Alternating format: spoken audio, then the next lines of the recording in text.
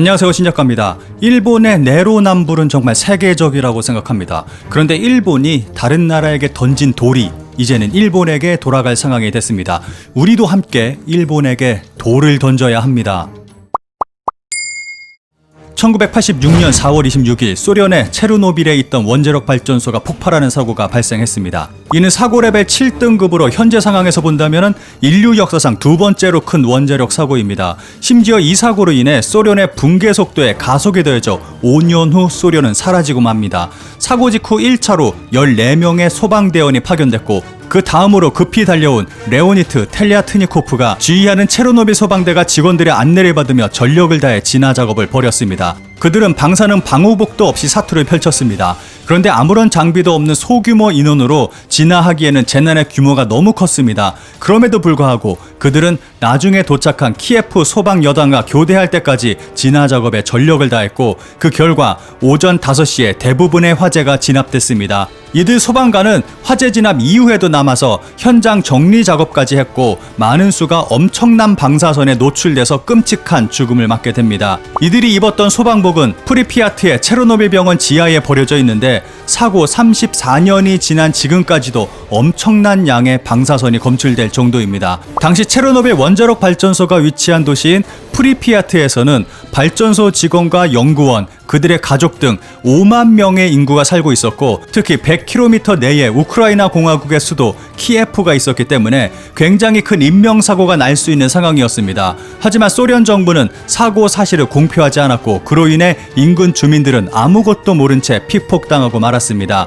체르노빌 사고로 인한 낙지는 전 유럽을 덮었고 심지어는 한국을 포함한 동아시아에까지 날아왔습니다. 당시 초등학생이었던 저는 또래 아이들 사이에서 비 오는 날 비 맞으면 방사능에 오염된다 하거나 산성비에 머리가 빠진다는 소문이 떠돌았고 모두 비만 오면 두려움에 떨던 기억이 있습니다. 체르노빌 원전 사고 수습에는 60만 명이 동원됐습니다. 이는 소련이 사회주의 체제였기 때문에 가능했던 일입니다. 아니 이런 전 지구적 위험 사태에서는 사회주의, 자본주의를 떠나서 수단과 방법을 가리지 말고 사고 수습을 해야 된다고 생각합니다.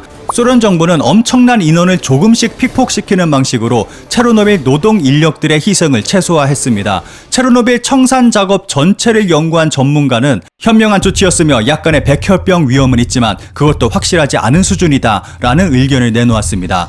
이후 체르노빌 원전에는 거대한 석관이 씌워졌고 2016년에는 앞으로 100년의 안전을 지켜줄 새로운 석관이 씌워졌습니다. 그런데 당시 일본은 놀라운 반응을 보여줬습니다. 당시 일본은 원전 사고가 발생한 소련뿐 아니라 낙진 등 추가 피해로 인해 유럽 전체의 식품이 위험하다며 소란을 떨었고 유럽 국가의 식품 수입을 규제했습니다. 중앙일보 박소영 도쿄 특파원이 체르노빌 사태 당시 일본 정부와 여론의 반응을 기재한 글이 있는데 이를 보면 당시 일본의 요란스러움을 알 수 있습니다.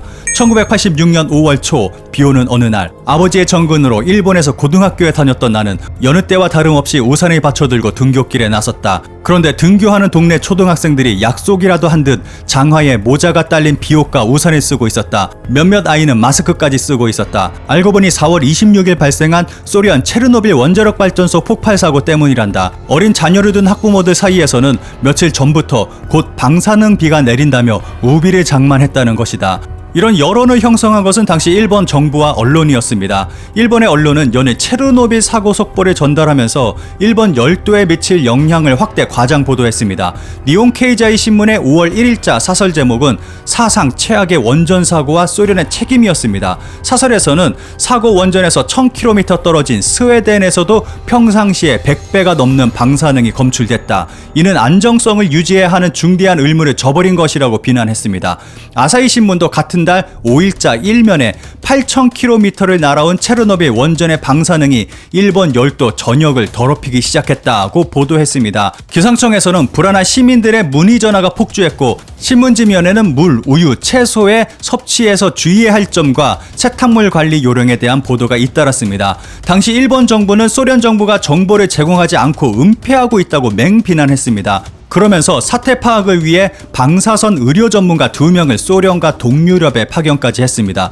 여기서 끝나지 않고 일본의 국회도 나섰습니다. 증의원은 소련 정부는 원전 사고의 정보를 신속하게 공개하라는 결의안을 만장일치로 채택했고, 참의원도 과학기술특별위원회에서 일본 정부가 소련에 사고 원인과 신속한 정보 제공을 요구해야 한다는 내용의 결의를 했습니다. 그런데 여기서 끝나지 않습니다. 그해 5월 4일부터 사흘간 도쿄에서 열렸던 정상회의에서는 원전 사고 성명이 채택됐습니다. 일본 정부의 성명은 원전을 가동하는 모든 나라는 안정성을 확보해야 할 국제적 책임을 진다.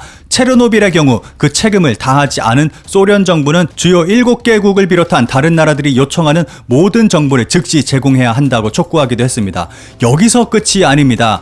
보시는 화면은 1988년 개발된 일본의 데이터 이스트사의 아토믹 러너 체르노브라는 게임입니다. 소련의 국기를 연상시키는 마크가 보이기도 하고 전체적인 게임의 분위기가 굉장히 암울하고 기괴합니다. 이 게임의 모티브는 바로 체르노빌 원전 폭발 사고입니다. 게임 제작사는 단순히 오해라고 변명했는데 누가 봐도 체르노빌을 연상시키는 제목과 게임 화면입니다. 당시 이런 게임을 만들었다는 것은 소련을 조롱하는 태도로밖에 볼 수 없습니다. 현재 일본인들은 후쿠시마의 후자만 꺼내도 크게 반발하고 화를 냅니다. 그런데 당시 일본은 잘도 이런 게임을 만들어냈습니다. 그런데 여기서 끝이 아닙니다.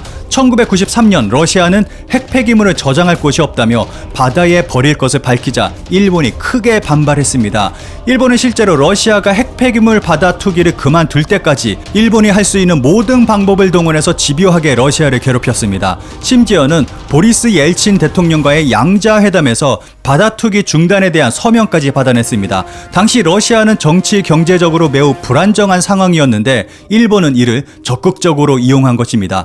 여기서 끝이 아닙니다. 일본은 IMO, IAEA와 같은 국제회의에서 러시아에게 책임을 지라며 크게 비난하면서 국제적 망신을 줬습니다. 심지어는 보이지 않는 곳에서는 자금 지원까지 하면서 적극적으로 러시아의 행보를 막았습니다. 결과적으로는 국제법적으로 핵 폐기물을 바다에 투기하면 안 된다는 법적 강화 요인을 만들게 됐습니다. 일본은 소련을 매우 강력하게 비난했습니다. 일본이라는 나라가 할 수 있는 모든 것을 동원해서 비난한 것입니다. 여기서 끝나지 않고 러시아 시대로 접어들어서도 집요하게 비난하고 괴롭혔습니다. 그런데 이제는 일본이 당시 러시아보다 더 끔찍한 일을 벌이려 하고 있습니다. 이러한 일본의 모습을 보면 떠오르는 단어가 내로남불.